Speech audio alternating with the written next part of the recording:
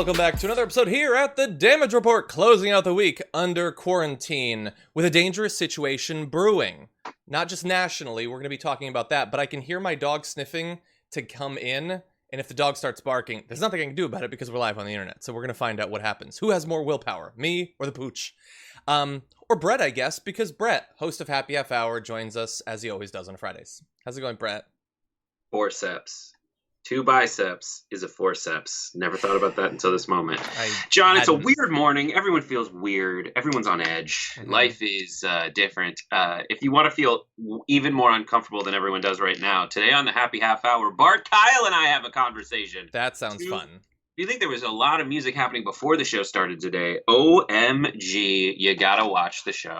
Wow. And then later, though I have to send a confirmation email or two. John, you're going to be on Common Room tonight. Yeah. I am, and that's going to be fun as well. And, I know there was very good response to a guest a couple of weeks ago, Viviana Vigil.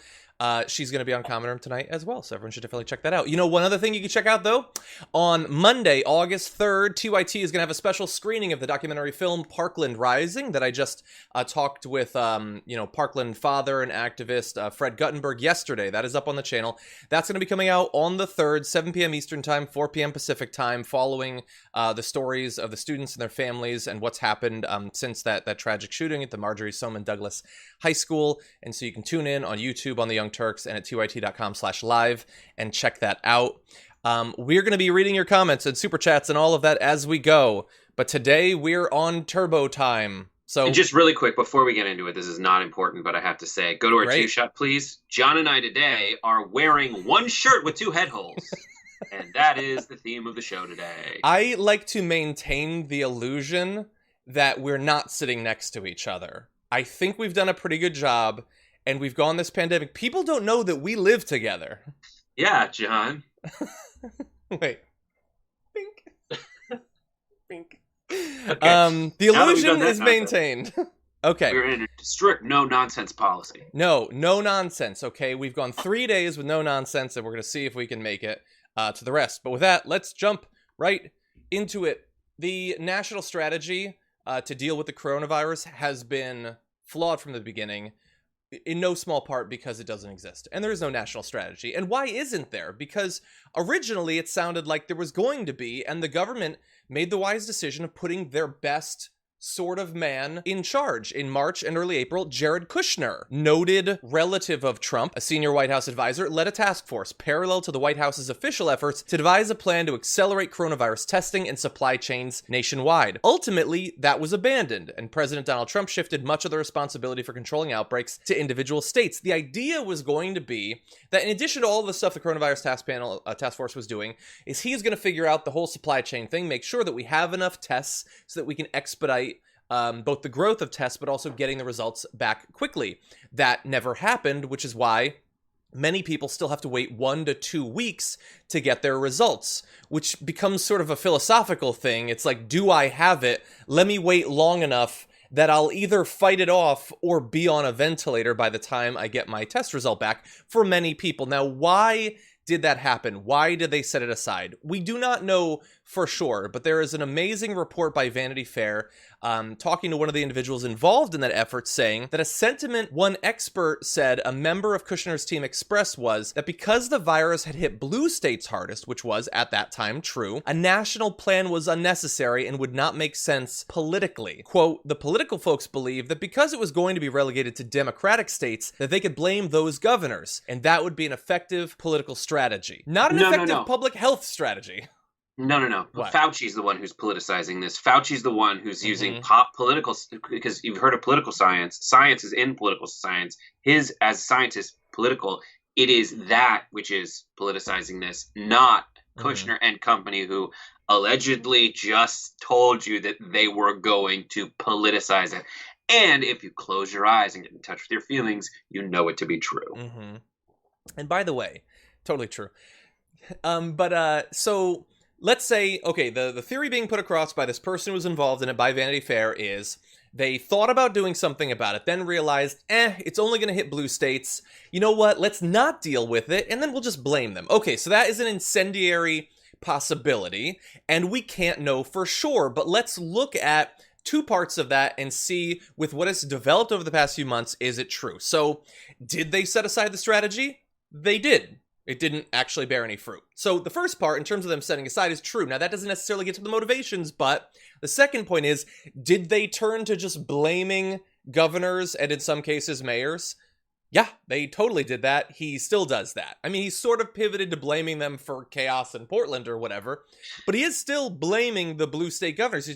Despite the fact that most of the states hardest hit now are red, he's still blaming Democratic governors. So it kind of bears out. This actually seems kinder to me than what other things that it is. I feel like it's proven that they've done.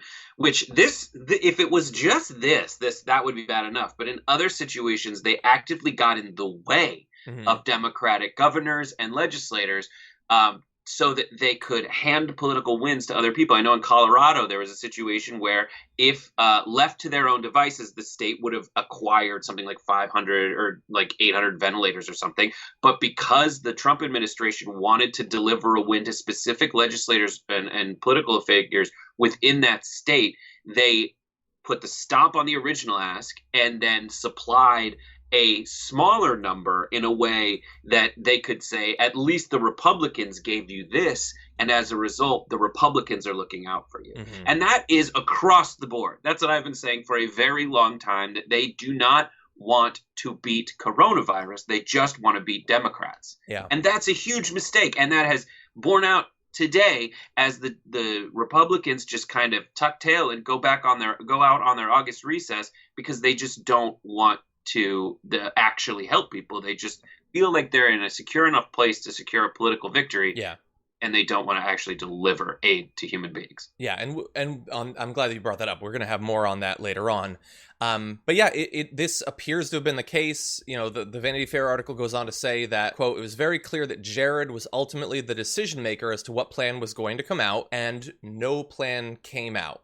So we can't say for sure that this is why, but this was part of the discussion, and they didn't have a plan, nothing came of it, and they have been blaming the governor, so it ain't crazy to think that that might be why. And by the way, in terms of politicizing this whole thing, we also know that this is as of Monday, reports emerge that Trump's pivot, for instance, to wearing a mask in public, sort of wanting to pretend that he takes this more seriously, you know, before he started tweeting out stuff about demon semen and everything, may have been motivated by advisors showing him increases in cases in Republican and swing states. So it seemed like when it was hitting blue states, that affected them to not take it seriously. And now that it's hitting red states, it's affecting them to sort of pretend that they're taking it more seriously. It's been political from the very beginning.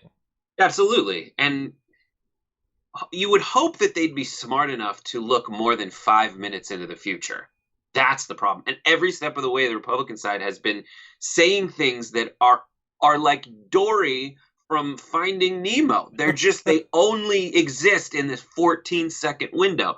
I mean, when there was a spike in infections, they were like, well, at least there's not a spike in deaths. It's like, well, wait 2 weeks, morons. There's going to be a spike in death. And lo and behold, there was. And then looking backwards, they say that the Northeast is actually a place where, in Trump, when he started resuming his coronavirus task force or his coronavirus press conferences, he pointed behind him and said one of his big victories was the Northeast, where things are looking very good. The South is a bit of a problem. The Northeast is all Democrats. Yeah. Those are the people that you left to fend for themselves. Those are the people you got in the way of, and they were absolutely able to eventually get around it. And it's your boys in the South that are screwing things up for everybody, and that is killing people. And why don't we turn now to the most recent numbers? We haven't done this in a couple of days, but according to yesterday's report from the COVID Tracking Project, we have got 70,000 new cases, not the highest we've ever had, but right up near the highest we've ever had in a day. Solid more than 800,000 tests, which is good, and over 1,500 COVID-19 deaths reported in yesterday's report. The 7-day average is now over 1,000 once again. I believe that 1,500 reported in one day is the highest that we've had since the middle of May several months ago. And so that is moving in the wrong direction. The good news that we have, if there can really be good news on a day where 1,500 people died from something that should have been wiped out months ago, is that the 7-day new case average is declining in all 4 of the hardest hit states, Arizona, California, Florida, and Texas, which, if this continues, implies 2 things: that death number should start to go down in 3 or so weeks, and that hopefully renewed media attention and pressure has gotten people to start taking this seriously once again. That when the numbers started to go up a couple of weeks ago, we started talking about it on a daily basis, telling people they got to take it more seriously. Hopefully that is happening. And runner-up for Garbage Person of the Week for me was Laura Ingraham, who posted the Texas image that, Texas shut down and after they shut down, they started seeing a reduction in cases. And Laura Ingraham is like, this is a huge win for Republicans, and the shutdown Democrats better watch out. It's like, listen, if you just listen to the people who did the work, your work would be done for you, as opposed, and this is, and a pandemic is actually, and I'm going to say perfect in a way that seems like I think it's a good thing, but I'm saying perfect in that it is the absolute, like, foil for how Republicans act in politics. It's everyone else you can outflank except science. Yeah, except the virus. You can outflank Democrats because, like, Democrats are probably playing some kind of game. You can outflank your opponent in some kind of political debate, but you can't. The only way you can outflank science is by listening to it, and that's the one thing they refuse to do. We need to talk about a relatively new show called the Republic, or UNFTR. As a Young Turks fan, you already know that the government, the media, and corporations are constantly peddling lies that serve the interests of the rich and powerful. But now there's a podcast dedicated to unraveling those lies, debunking the conventional wisdom. In each episode of the Republic, or UNFTR, the host delves into a different historical episode or topic that's generally misunderstood or purposely obfuscated by the so-called powers that be, featuring in-depth research, razor-sharp commentary, and just the right amount of vulgarity. The UNFTR podcast takes a sledgehammer to what you thought you knew about some of the nation's most sacred historical cows. But don't just take my word for it. The New York Times described UNFTR as consistently compelling and educational, aiming to challenge conventional wisdom and upend the historical narratives that were taught in school. For as the great philosopher Yoda once put it, you must unlearn what you have learned. And that's true whether you're in Jedi training or you're uprooting and exposing all the propaganda and disinformation you've been fed over the course of your lifetime. So search for UNFTR in your podcast app today and get ready to get informed, angered, and entertained all at the same time.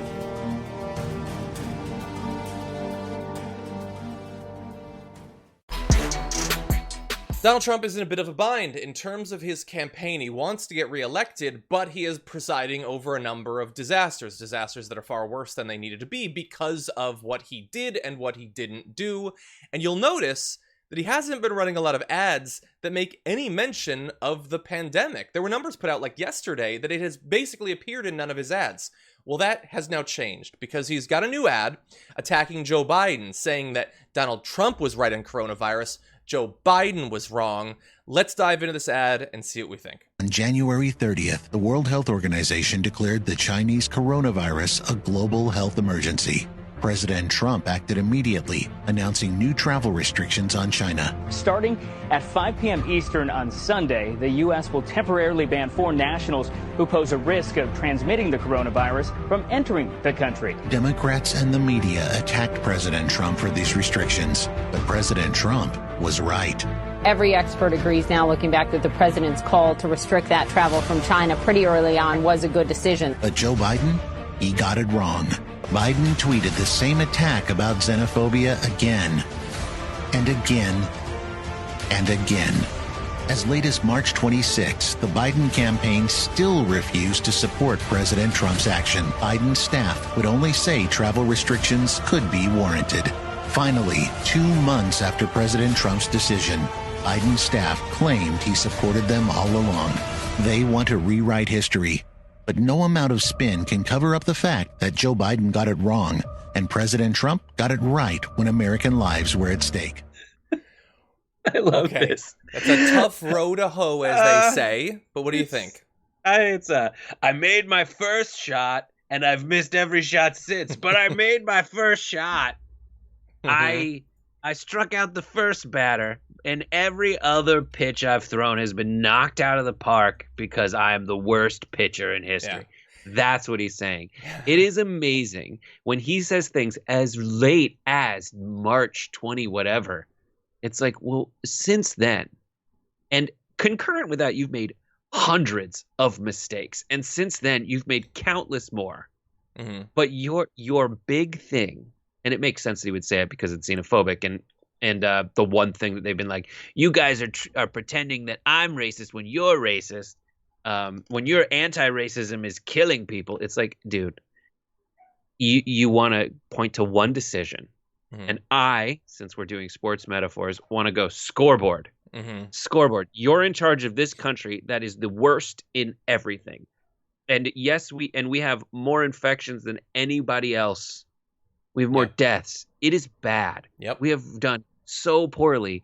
And I, if I was consulting the Trump campaign, would not bring up coronavirus at all. No. Ever. But this is the only way they've figured out to try to do it, is we're going to hone in on this one thing and say that we were right and they were wrong. And Trump was right when American lives were at risk. Let's not check in to see how that played out with those lives that were at risk. They were at risk. Lots of risk. Turned out it was a very real risk because 150,000 plus of them have died because Trump checked out after banning the travel. The thing is that this is like a big picture look at the way Trump is talking about banning the travel from China. Would you be surprised if I told you that it's also incredibly dishonest in virtually every way possible? Because this sort of attack that Trump banned travel, he locked it down to protect America, forgetting the fact that it was already in America, it was already spreading and all that, and they were saying it's xenophobic, and they were wrong, has been dishonest from the very beginning. Because Trump didn't press a button that said ban travel from China. He did several things. It's dishonest in several directions. The first is he didn't entirely even ban travel from China. He banned some travel from China after people had already come back from China. So it's not the bold stance he wants to make it out to be. It's also not a sole stance, because at the same time, he also restricted travel from some of the countries he's been trying to restrict travel from in a general sense from the very beginning, countries that were not seeing coronavirus at that point. That was attacked as xenophobic fear-mongering, not locking down some Chinese nationals on a limited basis from coming in. So the attacks are incredibly dishonest, but even worse, because you know what I always like to do? Whenever you see them like quoting, like seeing a quote in a video like that or a tweet, take a look at it and see if it was actually honest. So I tracked down one of those Joe Biden talking about xenophobia tweets, and let's see. So Joe Biden did tweet back on March 12th, a wall will not stop the coronavirus. Banning all travel from Europe, which they highlighted, or any other part of the world will not stop it. He goes on to say, though, the disease could impact every nation and any person on the planet, and we need a plan to combat it. That is much less a tweet saying, I am opposed to all bans, and more a tweet saying, this is an international problem. Simply banning travel is not a miracle solution that is going to end it. It's going to be here, so we're going to need a plan. Trump is focusing on the ban and not on the lack of a plan, because it did indeed ravage America worse than any other country. And so focusing on that part of the tweet, I guess maybe Joe Biden was initially against the limited restrictions you did do, but moreover, he was saying you have to have a plan, and they haven't had one, and that ad doesn't even try to pretend that they did. Yeah. So ridiculous. So stupid. I mean, Trump has spent so much time. He's not going to change now. That's the thing. He's not. And I would say a tiger isn't going to change his stripes, but he's just orange. So he's almost like a tiger. He's not going to grow stripes. The giant orange ball's not going to grow stripes suddenly. He, in his entire life, has picked one way to live, and it is equivocation and grift. And it has done very well for him, except in this case. And in this case, he could have just grown up. He could have just done the right thing. And there are many ways he could have acted intelligently and been able to reap the benefits. But Trump just hasn't. He would rather do BS like this. Yeah. And I'll ask a question I've asked many times, because I know at least one or two people I can see from the comments are right-wingers that are seeing this. So when we say locking down travel wasn't enough, you had to actually have a plan for when it hit here. And you guys say He nailed it. I'm totally fine with not having a plan. And I guess you agree with the end of that video saying that he did what was necessary when lives were at risk. I want you to take a look at what has actually happened, and I want you to be honest. If it wasn't Trump, would you be okay with any of this? If it was Barack Obama, if it was Jimmy Carter, if it was Hillary Clinton, if Hillary Clinton had locked down some travel from China and then gone on vacation for 5 months and 150,000 plus people had died, including 1,500 just yesterday, would you be applauding her? Would you be satisfied? Would you be calling that a win? Would Fox News be pretending that it was totally fine that all of these people have died? Not one of you right-wingers watching that think even a small version of that hypothesis. You would be brutally attacking them, and you would be right to, because it is unacceptable. It is a catastrophe, a tragedy that continues to develop every single day. Stop lying. Or at least keep lying to yourself. I can't change that. Stop lying in my chat, basically. I can control that, I guess.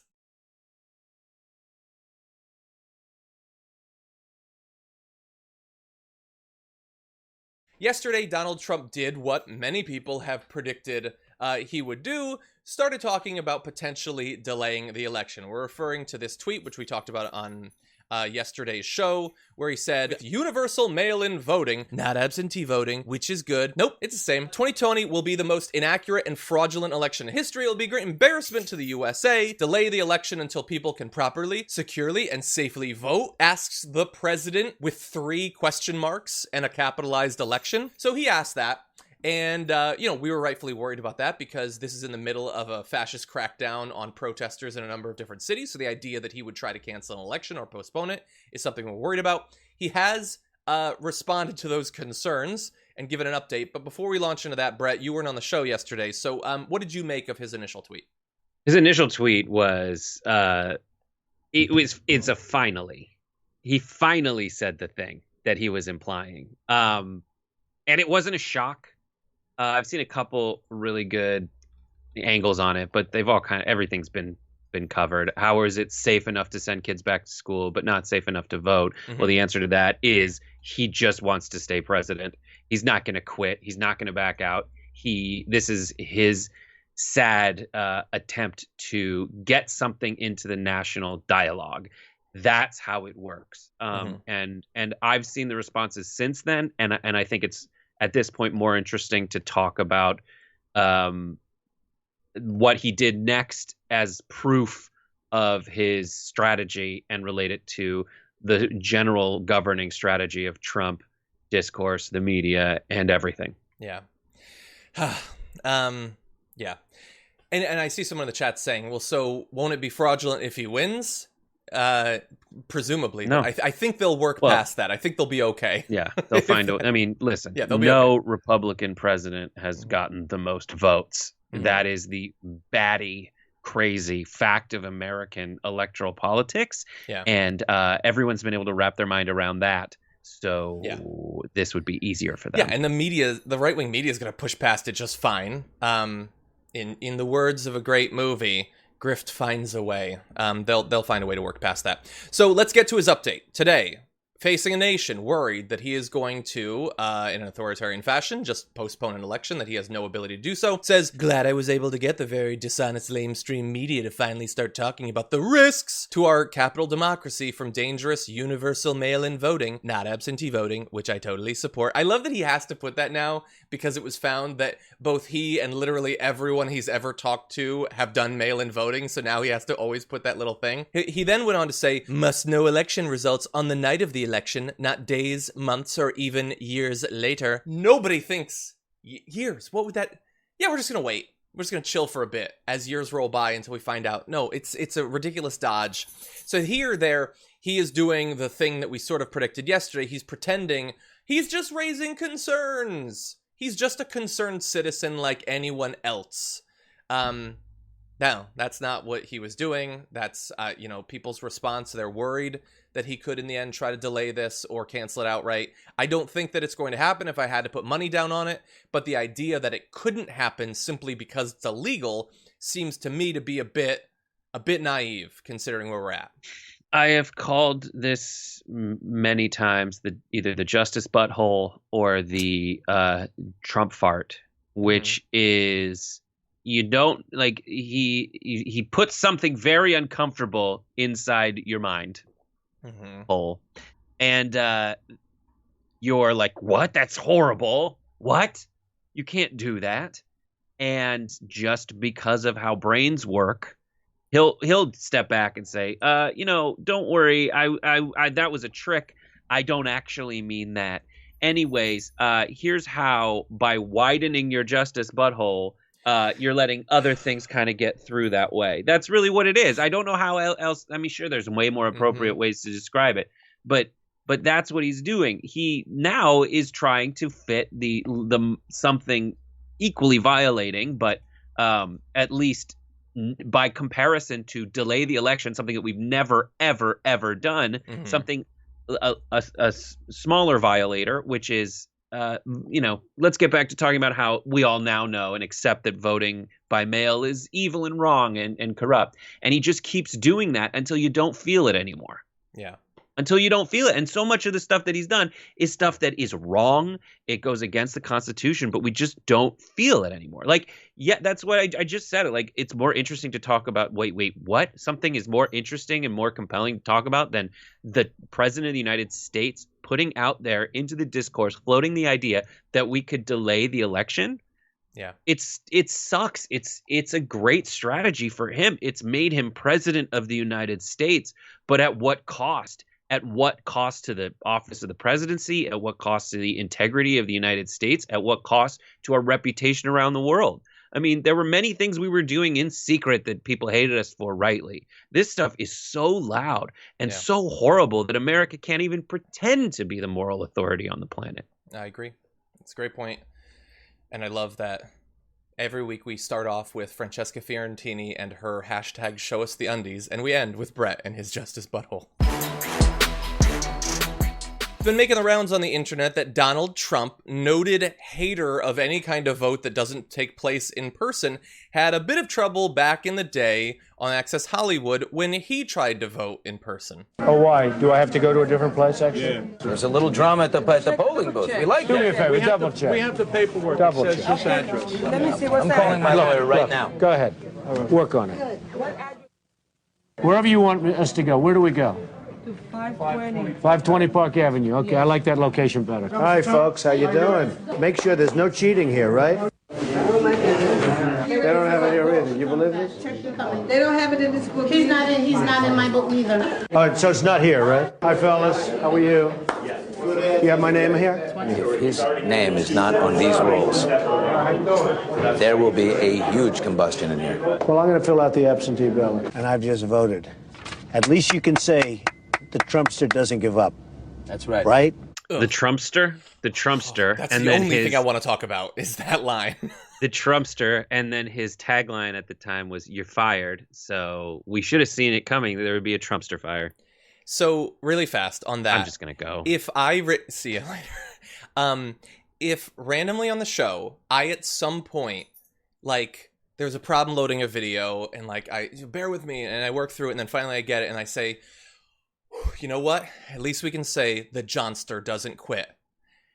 I would expect the entire audience to log off and no longer watch my show, and I would know that you were right to do so. Unacceptable. Unacceptable. The Trumpster? You already call yourself Trump. In the third person. Mega John. That's not enough? Imagine if Brett called himself the Brett and then started Brettstering us. What a phenomenal many words that I can't use. The Lickster. Anyway, but to the substance, I guess, yeah, he had trouble voting, in part because it's a convoluted process that's far more difficult for a regular person to navigate than it needs to be, probably purposefully, and because he doesn't pay attention to any of the details because he's a massive idiot. It's a combination of those two things. And the fact, he's saying that it's so difficult. It's so rife with random people voting under other identities. This is the problem with voting. Voting itself, don't trust it. What's the more obvious explanation? That he just wants you to believe that. It's disproven in that situation where he had trouble voting under his own name, which is something that, as you point out, people do. But what's the more obvious explanation for Trump at this point saying that voting is corrupt? Is it that it is actually corrupt? Or is it that Donald Trump just wants to win, and if we let everyone vote, he'd lose? Yeah. Yeah, really. And then that's one of the ones where we're not going to get the right wingers in the chat to agree, but they know. They know. That's part of their appeal to them. They do. And just the Trumpster. Oh God. And also, by the way, like, okay, so I guess I'm glad that Access Hollywood was following him around because, we got this video and earlier on we got another, totally should have disqualified him, but unfortunately we live in an incredibly misogynistic country, so it didn't. But why was he a thing at all? Look at him, like, navigating his day. He's got a lot of money. Yeah. No, he's funny. He was funny there. He was charming. I've never thought that. And like, I know you're going to say, it's just because of the politics since 2015. No, I swear to God, I've never watched an episode of The Apprentice because I find the glorification of that sort of ridiculous, amoral, idolizing of like wealth and brutal capitalism. The idea that we lifted up that guy, the guy known for firing people in this ridiculous artificial reality that he'd constructed. The whole thing, the obsession with him, whether it was restricted to New York or national, is disgusting. I never understood it. So Trump is talented at identifying the ridiculousness in artifice and playing into it in a way that allows you to say this is all stupid. And there's good and evil to it. The good, I mean, I watched those early debates. I remember standing up in front of the TV because he was just handing it to Ted Cruz and all those cardboard politicians who are just saying things to get elected. But he did it. And if you watch that whole video, Trump, after he says like the jackass type of thing, will then wink and smile at the people working the polls. He is funny. He does have some kind of emotional intelligence to really be able to navigate that in a way where he plays up being a hotshot, but in the room he can read the room he's in, which is good there. And hold on, was I have good a question during about debates. That. So okay, so maybe you're right. He can read the room. He knows what this group that I'm not going to characterize, but you could probably fill it in for yourself, will want to hear. I get that. Why is it? Is it a necessary part of it that he has what you identify as a version of emotional intelligence, but he simultaneously, in communicating, can never tell when he is revealing his deepest fears and anxieties and weaknesses and those sorts of things? I know that it doesn't matter that he does that, because the people who like those jokes are immune to that. They don't see how fundamentally weak he is and everything. But he constantly does that by focusing on things. The man, woman, person, camera, TV thing. Like, he can't tell how insane he sounds sometimes, how fundamentally weak and all of that he sounds. Well, because this is not the same world as 2004 and definitely 1984. It feels like 1984, but not actually 1984. And the definition of the room has changed because of his experience of being in those rooms, and also the insane amount of success that he has been able to achieve in a certain respect. He's been able to become like when people say he's not a successful person, I understand that you mean at business he is not good. He is a better marketer than he is businessman, but he has become president of the United States, which is undeniably a position of success. Now, that success has warped his concept of what the room is and his ability to be right in it. And so when he is sitting in a room, the rooms he's actually in, think about them. He has been in rooms full of rally goers. He is in rooms and he has learned from that how to portray himself in other rooms to appeal just to that. And he keeps doing it. And the other people that he, in defeating the Ted Cruz's and the other people he ran against, everyone else was so scared of what Trump could do to them that now they're the Jim Jordans and the Matt Gaetzes that kowtow to him. So the room itself has has adapted to Trump and he's adapted to it, which is so frustrating to people who are outside that room, who are now just being able to, in a certain way, look onto that and see how ridiculous it is, which is more infuriating. However, the people inside that room, it's not just the people I listed, but also Fox News has been able to define the reality for everyone and get them in, I guess it's not a room anymore now, it's a bubble. Agreed. Ted Cruz, I have long described as one of the most artificial fake politicians ever on either side. There's a lot of them. Politicians tend to be this way, but he is a wax candle of a man who acts in a Zuckerbergian fashion kind of like a person. So I want to show you a video of Ted Cruz talking about masks, and I want you to see the way he says things, the body language, his attempt to mimic the way a politician is supposed to act when saying a thing like this. I think the question of masks is overly politicized. I wear a mask regularly, particularly when I go out in public. When I'm on the Senate floor, I usually wear a mask. When I'm out at the grocery store, I wear a mask. I think it is strange to see masks treated as this political talisman. I don't particularly understand folks who say I'll never wear a mask no matter what, but I also don't understand a lot of Democrats who treat a mask as a sign of virtue. I recall one of my Democratic colleagues giving a speech on the Senate floor wearing a mask the whole time. There wasn't a person within 30 feet of him. That strikes me as a little loopy as well. My view is we ought to exercise some common sense. I agree. We should exercise common sense. I just disagree about what that would look like. So, look, I want to talk about the content there for a little bit, but his little, I think that I feel like, am I wrong? I feel like every way he speaks, every hand motion is a performance that maybe is ingrained in him now, but he taught himself to try to be folksy in that way in his little slimy politician 100%. Actor thing. 100%.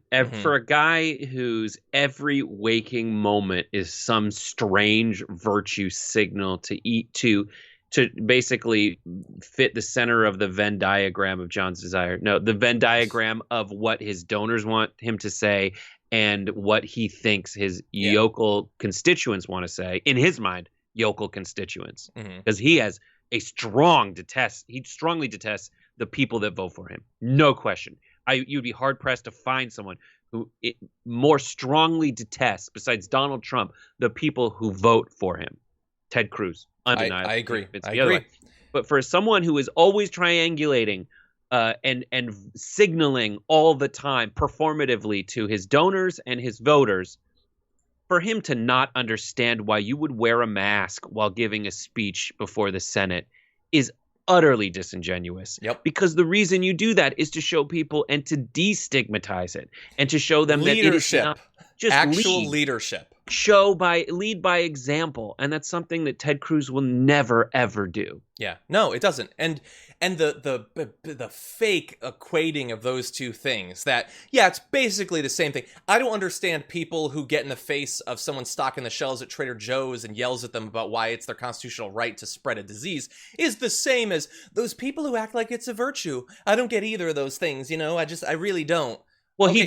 He very carefully outlined the virtues of wearing a mask. Yeah. And then said, I don't know what the virtues are of wearing a mask. By the way, you know what? Screw all of it. It's a virtue. If you go out and you do this thing, and especially people getting criticized for wearing masks, as happens in a number of places, to protect other people, let alone yourself, and to follow what scientists want at a time when we are the hardest hit country in the entire world in this pandemic, it is a virtue. The bar is so low, but our country is so debased at this point that it is a goddamn virtue to actually give a damn about what happens to the people around you. And you know what? You know what's not the same? I'm on the side of the person who wears a mask when no one's within 30 feet a lot more than the guy who's 8 feet maybe from the reporters and refuses to put one on in an airplane. Yeah, and that looked very Air Force One-y. It might be. There have been, I think it is. He was caught not wearing a mask on a commercial flight. Yeah, he was. You know what? And, however much virtue signaling might annoy you or tweak you, and I get it. There are things that bother me too. A culture of vice signaling is far, far worse. And I would say has far more actual consequences on what our government does than any amount of social media virtue signaling. Right. He was so careful in trying not to trigger the person who goes and spits on a cop at Trader Joe's. You know what I mean? Like, exactly, yeah. He's more scared of crop duster Karen than he is the fact that Texas is being ravaged by coronavirus right now. And no one talks like this. Yeah. He's like, his whole face has either surgically or in some weird, like, Emperor Palpatine, like the evil energy has warped his appearance, where his whole face is like the fake eyebrow slope of empathy. He is an eyebrow of a man. Yeah. God, what a pathetic coward. Oh my God. Well, I'm not going to go through all the stuff, but you know how pathetic he is if you've been paying attention to American politics. It's the end of the week, and so it's time to take out the trash.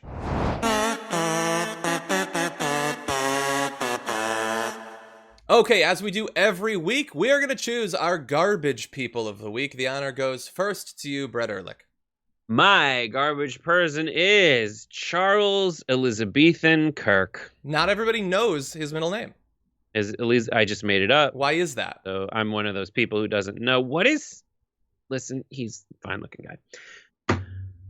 So this beach ball with a face painted on it, essentially said this in a tweet. The NBA basketball season is back, and he says, hilarious to see black NBA players who make millions a year take a knee to try to tell us black people can't succeed in America. Kick them out of the league. Done watching the NBA. Kick them out of the league.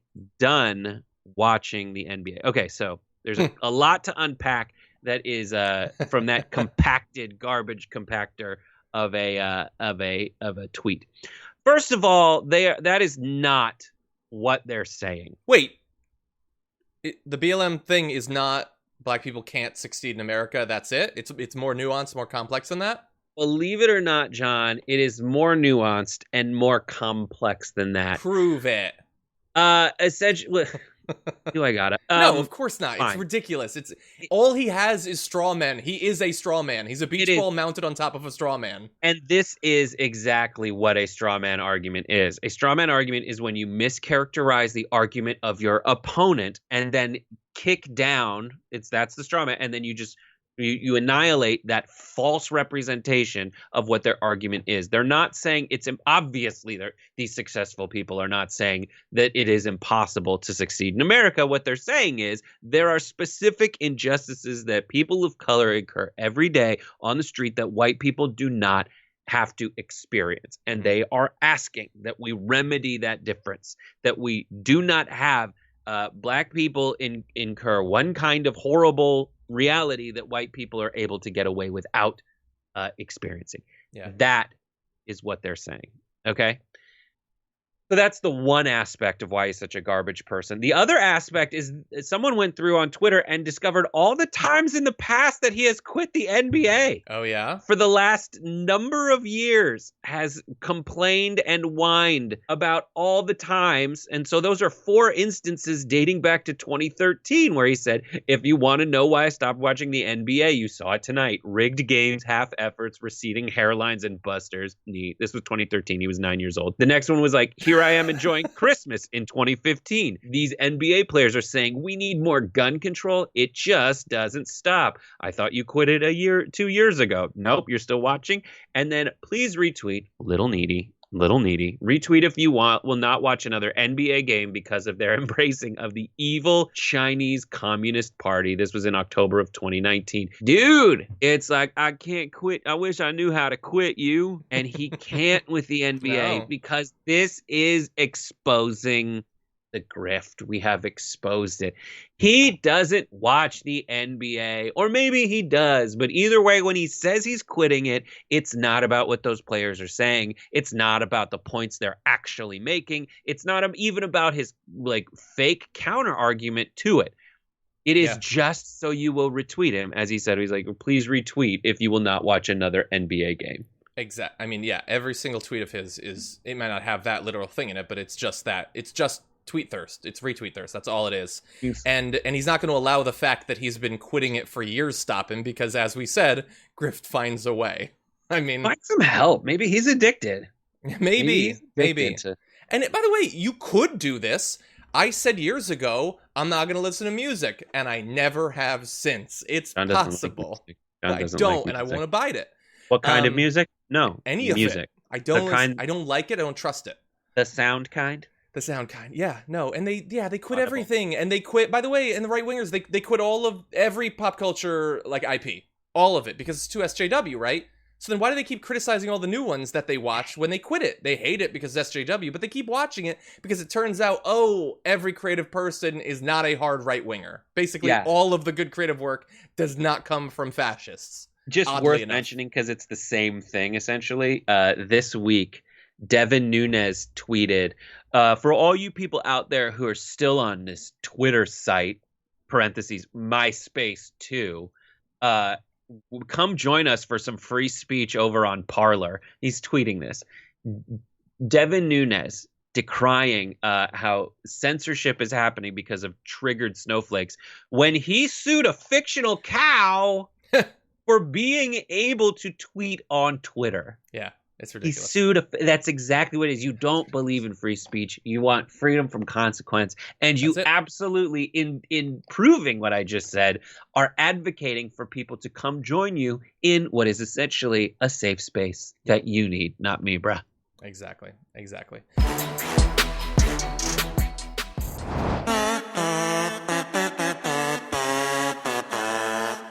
For my garbage person of the week, I almost did Tucker Carlson with his stuff about Obama at the John Lewis thing, but no, it needs to go bigger. And also, I think he was mine last week.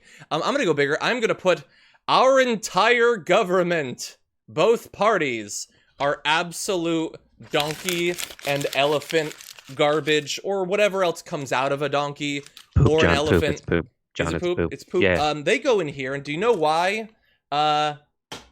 Let's talk about why. The Republican-controlled U.S. Senate has adjourned for a 3-day weekend as enhanced unemployment payments are officially set to lapse on Friday. The chamber is not set to reconvene until 3 p.m. Monday. That's fun. Slightly more than a 3-day thing. As Politico reported Thursday, tens of millions of laid-off American workers will go weeks without federal jobless aid because Congress hasn't renewed the benefits in time for overwhelmed state unemployment systems to adjust their computers. Those computers will need weeks to reprogram to account for an extension of the $600 weekly federal payments that expire on Saturday, or any changes that Congress makes to the benefit amount or eligibility rules. So they left for a long weekend, a weekend that will see 2 important milestones. One, the ending of those enhanced unemployment benefits, and even if they come back and within a week come up with new ones, anyone on that, like the millions of people that are losing their jobs as we speak, are going to have to wait weeks to actually get the benefits that they desperately need, especially because of the other milestone, which is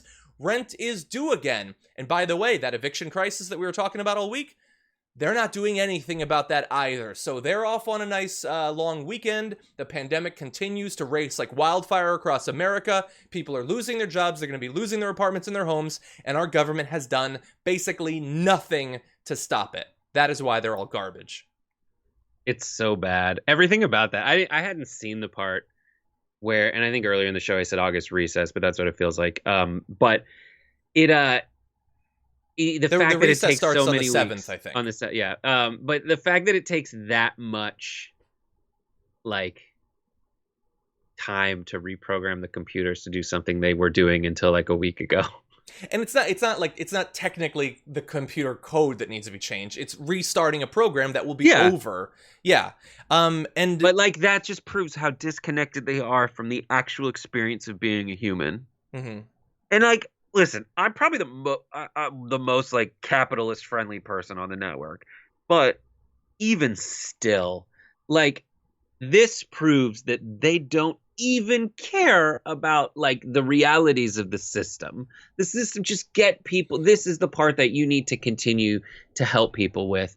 You can't just abandon them in these times, because think of every aspect of what you're going to do in the meantime. Yeah. You're going to go collect salary for an extra day off when you only have to work a small fraction of the year of actually doing anything. In the best of times. Yeah. In the best of times. And you got to take this extra day off. Trump literally, he says, he essentially said, I just want something that has checks with my name on it.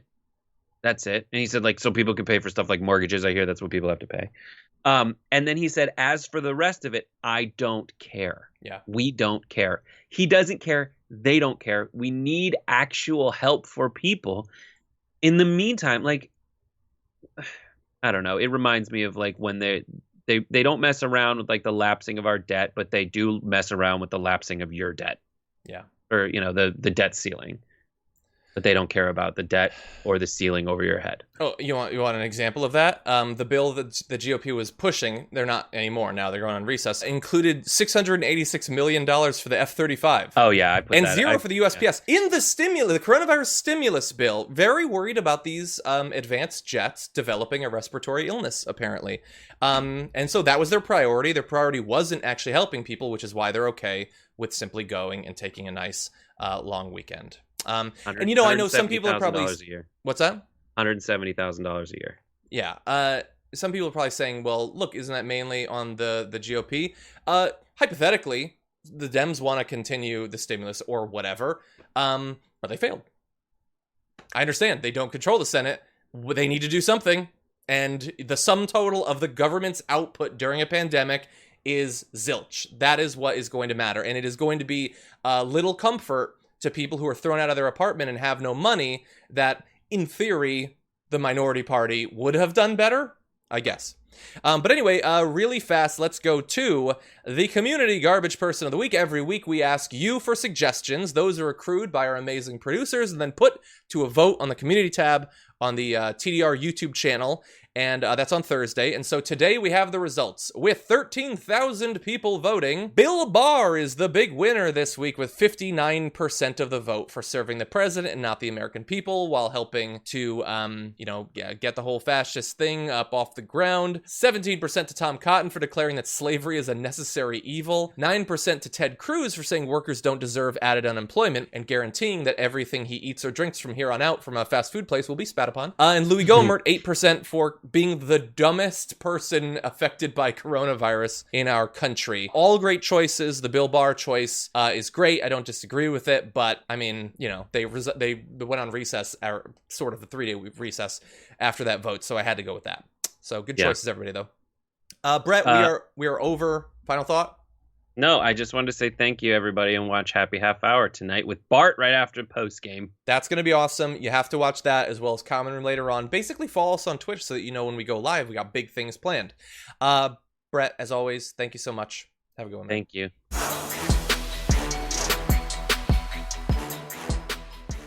Thanks for listening to the full episode of The Damage Report. Support our work, listen ad-free, access members-only bonus content, and more by subscribing to Apple Podcasts at apple.co/TYT. I'm your host, John Adarola. I'll see you soon.